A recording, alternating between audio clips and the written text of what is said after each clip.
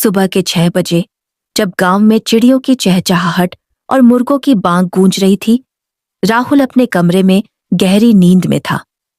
उसके हाथ में स्मार्टफोन था, जिसकी स्क्रीन धीरे धीरे चमक रही थी। रात भर उसने ऑनलाइन गेम खेले और दोस्तों के साथ चैट की। जब मां ने उसे जगाने की कोशिश की तो राहुल ने बस एक बार आंखें खोली और फिर से स्मार्टफोन में डूब गया। बस 5 मिनट और मां, उसने अनमने स्वर में कहा। उसकी मां निराश होकर बाहर चली गई। राहुल के लिए स्मार्टफोन उसके जीवन का केंद्र बिंदु बन चुका था। स्कूल, परिवार, दोस्त, सब कुछ उसके लिए दूसरे स्थान पर आ गया था। दिन में राहुल का पूरा समय सोशल मीडिया और ऑनलाइन गेम्स में बीतता।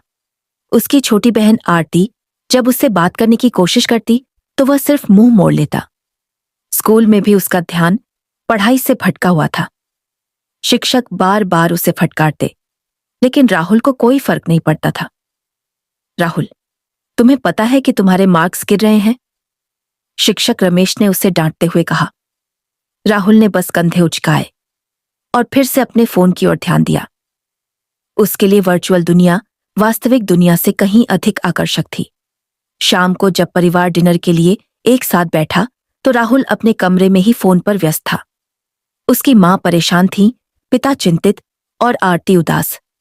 तभी अचानक एक दिन दादाजी गांव से आए। वे बहुत सादगी से पहने हुए थे। उनके चेहरे पर एक शांत मुस्कान थी।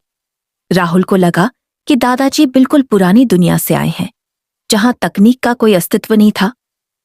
अरे राहुल, दादाजी ने उसे देखते ही कहा, क्या यही है वह तरीका जिससे तुम अपना समय बिताते हो? राहुल थोड़ा असहज हुआ। उसने फोन को पास रखा और दादाजी की ओर देखा। दादाजी ने आगे कहा, मेरे बचपन में हमारे पास ये सब नहीं था। हमारा मनोरंजन प्रकृति, परिवार और दोस्तों के साथ होता था। राहुल ने कुछ नहीं कहा। गांव की शाम धीरे धीरे नरम सुनहरी रोशनी में ढल रही थी।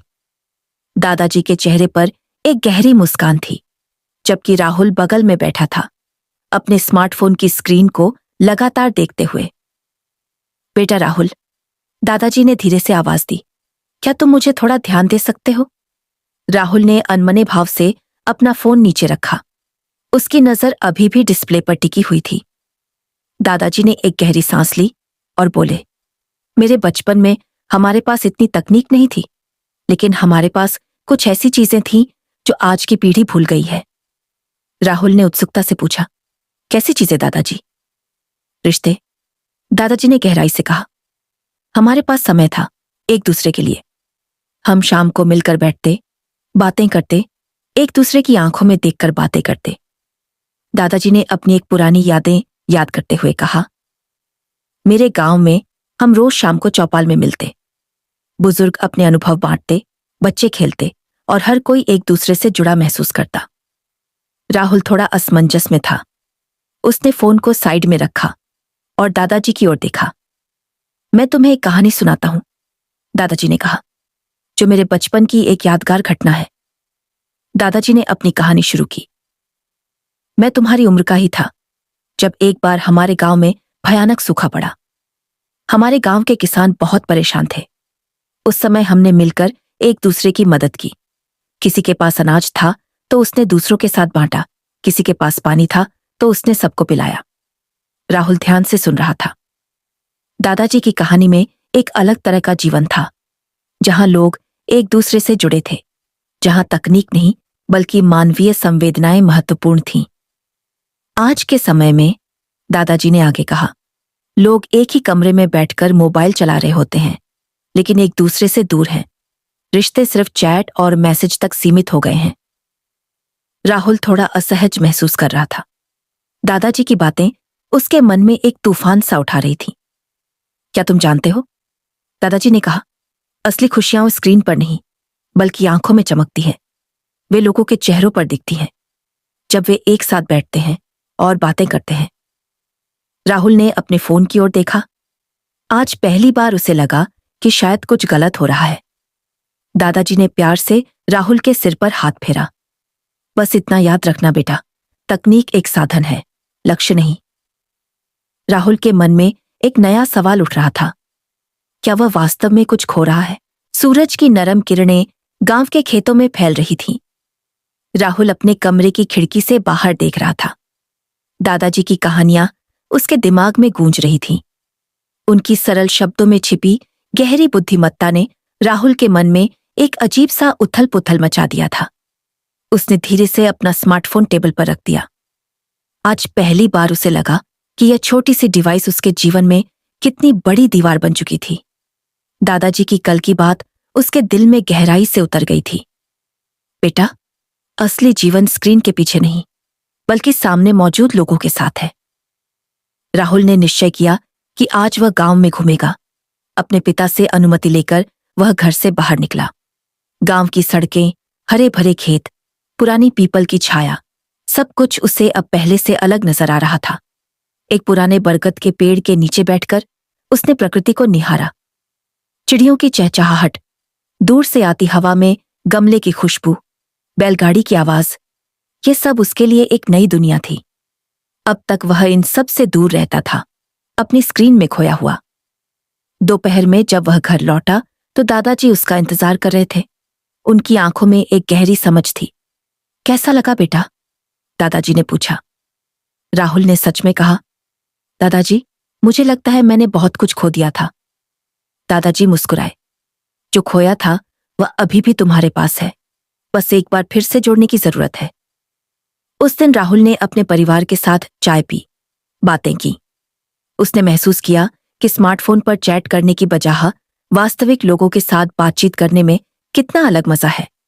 दादाजी ने उसे एक महत्वपूर्ण सबक दिया। तकनीक एक उपकरण है, मास्टर तुम हो। कभी भी मत भूलना कि इंसानी रिश्ते इससे कहीं बड़े और महत्वपूर्ण हैं। राहुल के मन में एक नई समझ जागी। उसने दृढ़ निश्चय किया कि अब वह अपने जीवन में संतुलन लाएगा। राहुल के जीवन में एक नया सफर शुरू हो चुका था। उसने धीरे धीरे अपने स्मार्टफोन के साथ अपने रिश्ते में बदलाव लाना शुरू किया। पहले तो यह परिवर्तन उसके लिए चुनौतीपूर्ण था, लेकिन दादाजी की प्रेरणा और अपने आत्मचिंतन ने उसे मजबूत संकल्प दिया। एक दिन सुबह राहुल ने अपना स्मार्टफोन अलमारी में रख दिया और परिवार के साथ नाश्ता करने बैठ गया। उसकी मां आश्चर्यचकित थी। क्या हुआ बेटा? उन्होंने पूछा। कुछ नहीं मां, बस दादाजी की बातें याद आ रही हैं, राहुल ने मुस्कुराते हुए जवाब दिया। उसने अपनी छोटी बहन के साथ बातचीत शुरू की, जो पहले कभी नहीं होता था। बहन भी आश्चर्यचकित थी और खुश। आप मुझसे बात कर रहे हैं? उसने मजाक में पूछा। राहुल ने हंसते हुए कहा, हाँ, अब मैं तुमसे और परिवार से ज्यादा बात करूंगा। स्कूल में भी उसका व्यवहार बदलने लगा। अब वह कक्षा में ध्यान देता, शिक्षकों के साथ बातचीत करता और अपने दोस्तों से भी वास्तविक संवाद स्थापित करता। उसके अंक में सुधार आया और शिक्षकों ने उसकी प्रगति की सराहना की। दोपहर में जब वह घर लौटा तो उसने अपने पिता की मदद की, बगीचे में काम करने में। पहले ऐसा कभी नहीं होता था। उसने बीज बोए, पौधों की सिंचाई की और पिता के साथ बातचीत की। तुम्हारा व्यवहार बदल रहा है, पिता ने कहा। दादाजी का प्रभाव लग रहा है। राहुल मुस्कुराया। हाँ पापा, मुझे अब समझ आ रहा है कि असली जीवन स्क्रीन के पीछे नहीं, बल्कि यहां है। उसने स्मार्टफोन के उपयोग को सीमित कर दिया। अब वह रोज केवल 1 घंटा इंटरनेट और सोशल मीडिया पर समय बिताता। बाकी समय परिवार और अपनी रुचियों के लिए निकालता। दादाजी जब इस बदलाव को देखते तो गर्व से मुस्कुराते। राहुल को अब महसूस हो रहा था कि तकनीक और मानवीय संबंधों में संतुलन कितना महत्वपूर्ण है। उसका जीवन अधिक खुशहाल और अर्थपूर्ण होने लगा।